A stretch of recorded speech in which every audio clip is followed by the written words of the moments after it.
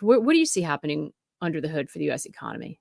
Well, I think from the Fed's perspective, at some level, it's pretty simple, which is the Fed looks at core PCE inflation and the unemployment rate. And if you just basically any model, any Taylor rule model, or the dozen or so derivatives of Taylor rule would say at a 4.1% unemployment rate that's been stable for a year, and core PCE that's at roughly 3%, give or take, the Fed should leave interest rates where they are right now.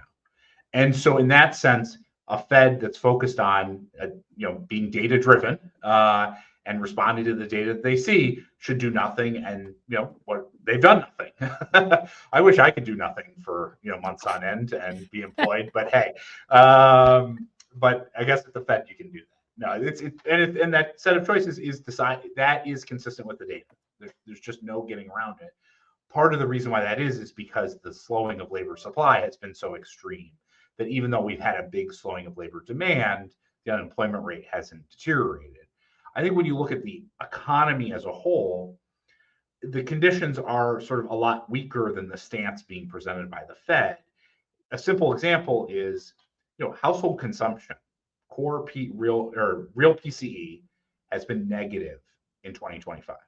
Now, the U.S. economy is a consumer economy, and it is not going to be strong in an environment with zero or slightly negative real PCE growth, right? And there's lots of other things going on in the economy, but ultimately, the ultimate demand in the economy comes down to the consumer, and the consumer is in a tough position.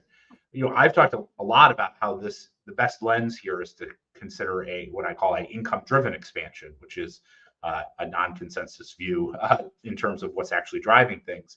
And what that means is, income, meaning wage income that households earn, is going to be the predominant driver of their spending.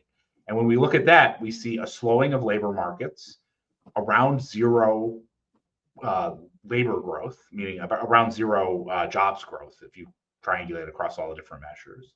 And then you see softening labor markets that are leading to a wage growth number of about 3% nominal. So if you have zero job growth, 3% nominal wage growth per worker, that's 3% nominal income growth in an environment where we have 3% inflation, which leads to 0% real growth in demand. That's how the numbers work.